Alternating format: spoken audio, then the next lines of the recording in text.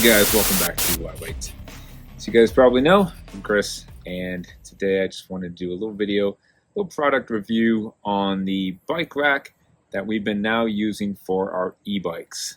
In the past, we thought maybe we would just skip the whole e-bike rack and we would just, hey, we can just put these inside the RV. They fold up, it won't be that big of a deal, and just make things a little bit easier. Well, let me tell you, that wasn't that easy. Each time we'd have to take a trip, you'd have to break the bike down, fold it up, which is nice. It's great that they fold up. And then we would have to kind of find an area inside the RV to put them. Now we have the electric XP 3.0 e-bikes. So the fact that they do fold up is very convenient. But even then, they still weigh about 65 pounds. So finagling them in and out of the RV was definitely not that easy. It took two of us.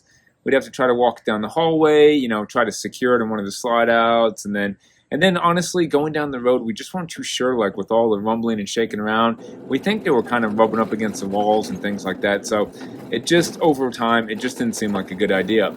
And if we weren't traveling with the RV and we wanted to just take the truck somewhere and take the e-bikes out somewhere, that wasn't much better. We have an F450, it's really high up, and while it's nice that they do fit in the back of the truck, getting them up there wasn't that easy. Again, these things are kind of heavy. I could manage it by myself, but Megan or some other people, this would be a pretty difficult task to get them up in the bed of your truck. And then again, once they're in there, tons of bungees, tying them down, securing them, making sure they're stable, and it just became a little bit of a pain in the butt, if you know what I mean. So when the company Kravit reached out to us about the CyberRack E2 bike rack, we kind of jumped all over and said, yeah, let's check them out. So full disclosure, they sent us this bike rack and we've been using it for a while now, and man, just night and day. I don't know why we didn't do this earlier. This thing has been awesome. And right now I'm just going to jump to the best feature of this thing, and it's this little ramp that goes right up so you can just push the bike up into the holder and be done.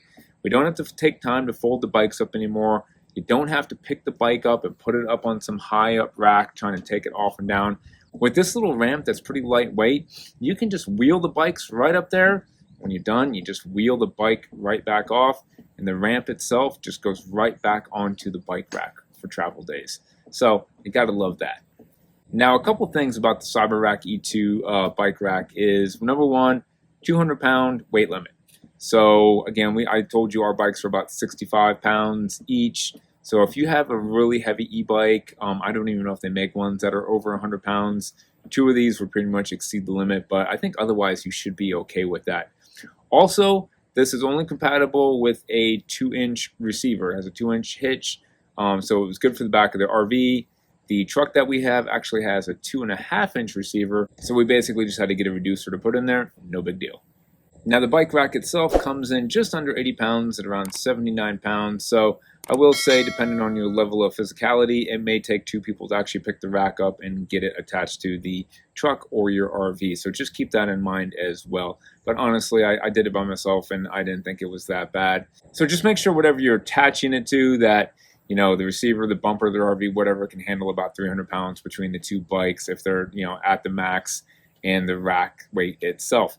Also, this is good for e-bikes that have tires up to 5 inches wide. Anything bigger than that won't really fit in here. And on the flip side of that, if your tires are a little bit smaller on your e-bikes, they recommend anything that is 2.5 inches or less, that you go ahead and use the extra Velcro provided to secure those tires.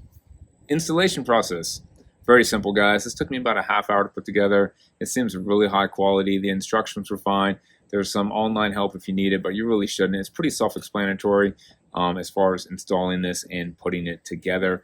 Once we had the bikes up on it, they actually seem really, really secure on here. So you simply just drive the bike up on the ramp, drive it down, get that front tire down in there. Fastening them down is a pretty quick process. You just get the front tire down into the holder. You use a little ratchet strap, suck it down. Same thing on the back. There's a little bit of a slider, almost like a tire chock, that you slide right up against the back tire, lock it down, ratchet it down with the strap. And then they have these middle poles right here, which I believe they call the connecting blocks. They can be angled, they can be straight up. You kind of adjust it to wherever the middle of your bike is, and you can just simply slide that up and down on the pole, get it to where you have a good spot, and then just go ahead and fasten and cinch that down as well, and that's it. You're good to go. If you're going to use one e-bike on the bike rack, they do recommend that you use the location on the bike rack that's closest to the vehicle that's transporting it. Just a little tip there. And the other thing about this is it's not just for e-bikes either. You can also attach regular bicycles to it as well. And guys, once you take the bikes off, if you want to fold this up, it's a simple process. You literally just have to pull one pin out, drop these two connecting block rods right here, push them down. They just push up and down on their own, nothing right there. You just pull the one pin out and you just fold it right back up and put the pin in. And then you can travel around. You don't really have to worry about taking the e-bike rack off all the time because it's a little like, you know, too long and it's just in the way and it's kind of annoying. The fact that you can just fold it up and it's kind of out of the way, you can leave it right there all the time. And it's still compatible with my truck in the tailgate. Anytime I need to drop the tailgate down, again, I just pull the pin, lower it back down, and then boom, just drop my tailgate and I still have access to that. So I really like that feature, how it just easily folds up with one pin. It's quick, easy, takes 30 seconds. And again, I can access my truck bed, whatever I want to do. And I can leave the rack on there all the time, again, without it being too obtrusive and just having, you know, a few feet of, you know, empty bike rack always hanging off the RV or the truck bed. I'll have some links below where you can check out this CyberRack E2 Hitch bike rack. We'll have some Amazon links. We'll have some links to the company.